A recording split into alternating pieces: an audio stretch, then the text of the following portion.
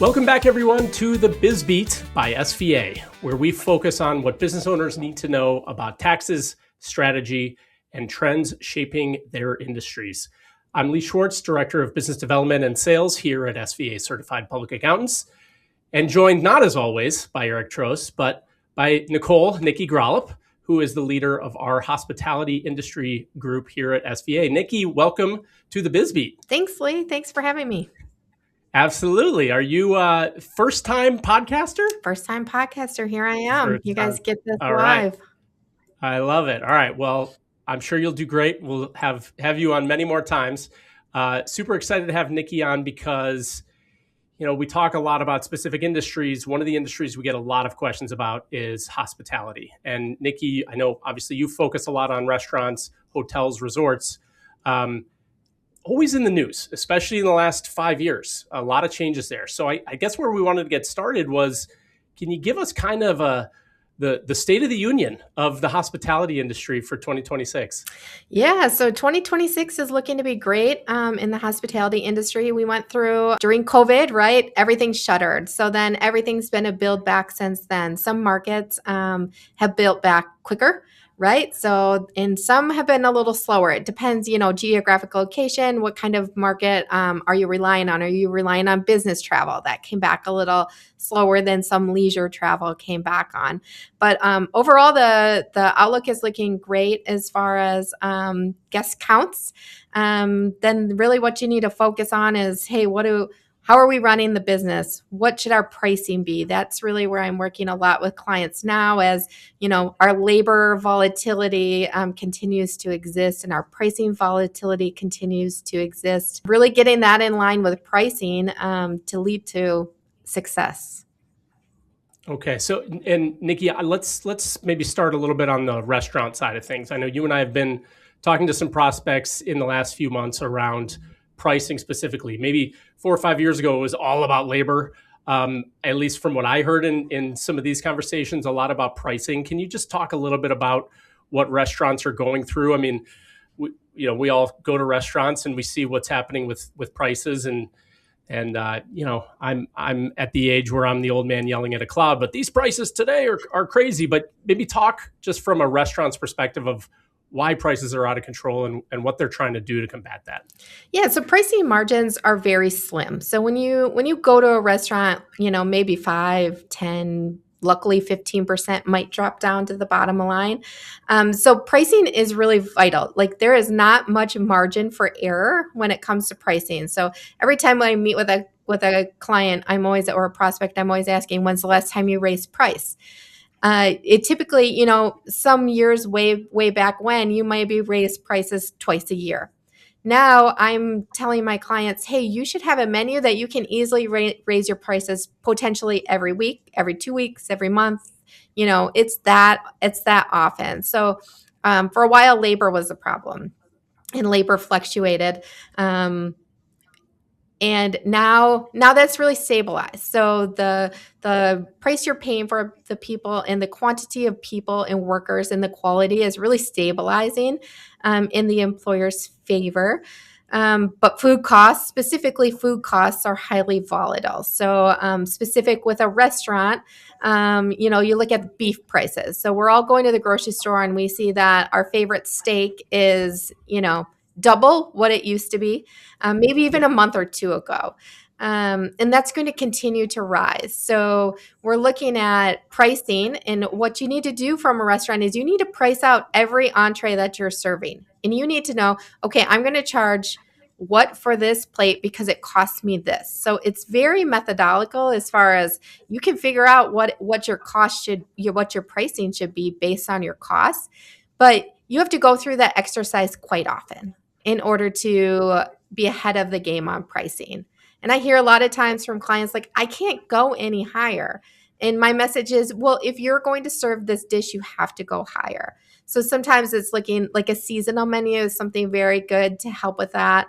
A specials menu, you're probably not going to put your highest quality beef on the specials menu, but you'll be looking for other attractive menu items that are more palatable as far as a price concern goes. More palatable. Good pun there, Nikki. So, and I know too, I mean, I think restaurants are making the same decisions that we make at the grocery store, which is, do I go with that steak that was priced, that's now twice as much as it was however long ago, or do I start deciding to sort of edge down in quality, right? And that's a decision that every restaurant has to make as well.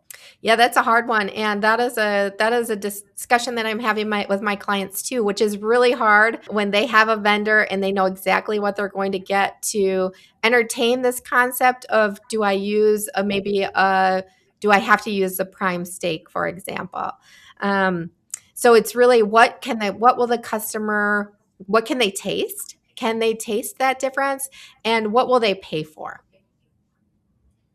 Right. Lots of things to think about. I think we all feel it, whether it's at the grocery store or when we visit our local restaurant, but they are going through the same price issues that we all are as consumers, right? Exactly. Yeah. Well, awesome. So let's talk a little bit now about, over the last 7 months of the podcast or so, we've been talking a lot about the One Big Beautiful Bill Act and all of the sort of details in that. One of the things that we've talked about on here before, but I really want you to kind of fill our listeners in on, Nikki, is going back to at least the talking points of no tax on tips and no tax on overtime. Can you talk a little bit in the hospitality industry about how that's playing out and kind of where that's at now that it's already middle of February? Yeah, so really, our employees, right? This is a benefit for our employees, and they're really going to start feeling it now. So now is the time frame when our employees, they have their W-2s, and they start filing their tax returns, and this is where they're going to see that benefit. So if you get some employee morale, or more willingness to work extra hours or whatnot, it's because they probably got a tax refund. And so that's really exciting in the market space, to continue to attract high level, high quality people. So you think about that extra benefit and that extra amount in their pocket. And how do we keep incentivizing them to work more, especially our really good people? So that's great. One thing that I've been working with clients a lot on. So there is a difference between tips and service charges. So service charges are considered mandatory gratuities. So that's like, for example, your party of six, you're automatically going to pay 22% service charge. And service charges don't qualify towards this exclusion, because service charges are actually wages to the employee. They are not considered tips. So I've been working with clients on, hey, do you have a mandatory policy? Any party over six, you're going to charge a service charge on. It's not a benefit. There is no benefit to the employer either. The reason for service charges is essentially so your server doesn't get stiffed on a huge group. So I've been talking to some of my clients that they could make that a little more mandatory or discretionary at the server's discretion, whether or not they're gonna charge them that service charge at the end, or if they're just going to let them do a normal tipping process when they print the bill. And the benefit to that is, typically when a server gets nearing the time to bring a guest the bill, they're going to have a good indication of the group, how that experience went, and whether or not they feel like this group might not leave them an acceptable tip. So that's a strategy that I've been working with my clients on, to get more benefits out to the employees under this OBBBA bill. Interesting. So you might, if you are at a restaurant with a group of people and your server ends up saying, the tip is not included, it's up to you. That maybe is an indicator that your server trusts you and thinks you're going to give a good tip. There you go. Let's hope so. That's really interesting. Well, so I know that no taxes on tips isn't the only thing that affects the hospitality industry. What are some other things from OBBBA that folks in the hospitality industry or owners or operators of businesses in that area, what else should they be thinking about? Yeah, well, right now, W-2s just went out, so we hear a lot about the overtime. So we have the change on tax on tips and we have the change on tax on overtime. So that's been a hot topic among clients. Again, that's an employee benefit, but your employees are coming to you asking a lot of questions. So really getting them the information they need, since it wasn't all on the W-2 this year like it will be going forward in 2026. But another big thing in the hospitality industry is depreciation. So we got bonus depreciation back at 100%. We got additional Section 179 expensing. So that's really beneficial, especially, when you have lower margins and you're putting in, restaurant equipment or you're putting in room renovations. To get that benefit right away, as cash leaves, you're getting that tax benefit right away. So that's been another really great employer advantage that we've been taking a lot of advantage of. Okay, so I guess circling back to our first topic then, Nikki, as you think about the state of the hospitality industry in 2026, feel like it's strong? Yeah. Think it's, yeah? Absolutely. Some areas aren't seeing as much growth as they did right after COVID, but they're stabilizing.